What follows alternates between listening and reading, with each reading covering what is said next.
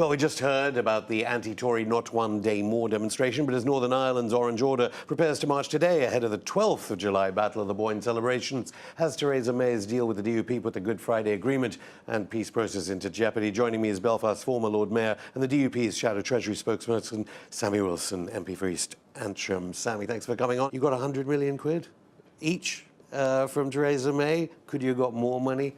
Well, I mean, the negotiations were tough, and the government knew that our leverage was fairly limited because we would not be supporting a Labour government led by Jeremy Corbyn.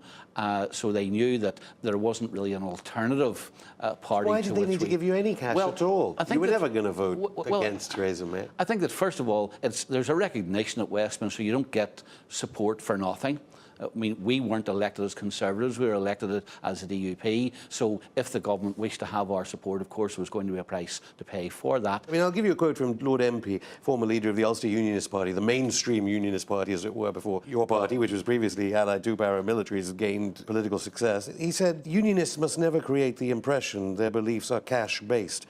Seems to be calling it begging bowl unionism. Well, of course, don't forget, the Conservative Party is a unionist party, and we support the union. The Conservative Party wants to leave the EU and leave the EU on the best possible terms. We want to leave the EU. The Conservative Party is committed to the defence of the realm and building up the armed forces. Sounds like a cabinet speech. Are they going to give you a job? And I see this deal as being a means of restoring some of the broken relationships which there are in Northern Ireland at the moment. Even though Theresa May is now on the record because of the deal saying that privileged will be the violence done by Protestants to Catholics over what Catholics did to British security forces. Well, you know, that's not what she has said. What she has said is that this is a deal that, first of all, gives an economic package which will impact on the lives of all of the people in Northern Ireland, whether they voted for my party or whether they didn't. And I think that secondly, where Sinn Féin have tried to tear down the power-sharing structures in Northern Ireland, I think that they'll now have second thoughts about that.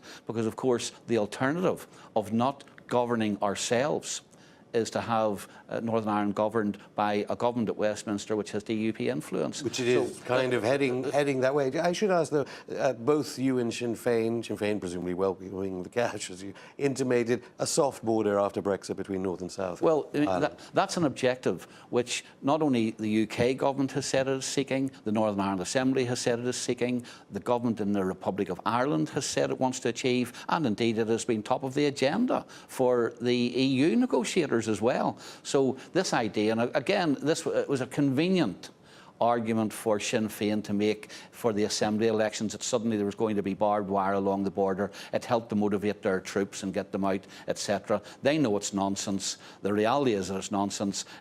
We have not had such a border since 1940 odds, and we will not be returning to such a border, and indeed all of the people involved in negotiations have said that they will find a way around it. But there will now not be any big investigations into security forces, British security forces, killing Catholic civilians. Well, what we have said is that we want equality for those who served in the armed forces in Northern Ireland with the kind of treatment which has been given to terrorists. Because don't forget, as a result of the Good Friday Agreement, terrorists now have letters from Tony Blair which allow them to come back into Northern Ireland and not be prosecuted.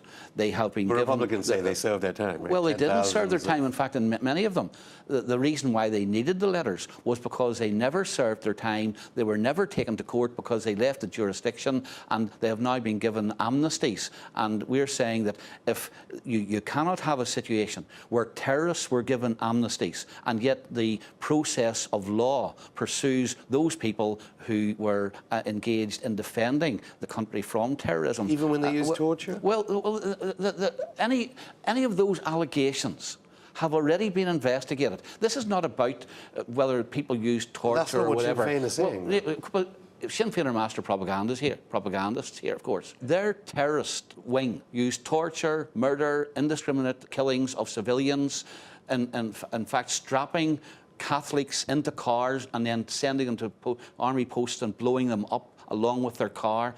And the terrorists who did that were granted immunity. And it's not just us who are arguing this. Well, Theresa May must be Theresa now there's May a deal. And many people, well, even before the deal, many Conservative MPs were supporting us in ensuring that there was some statute of limitations which prevented investigations into those kinds of incidents prior to 2000, just as there is now immunity for people who are engaged in terrorist activity. Sammy Wilson, thank you.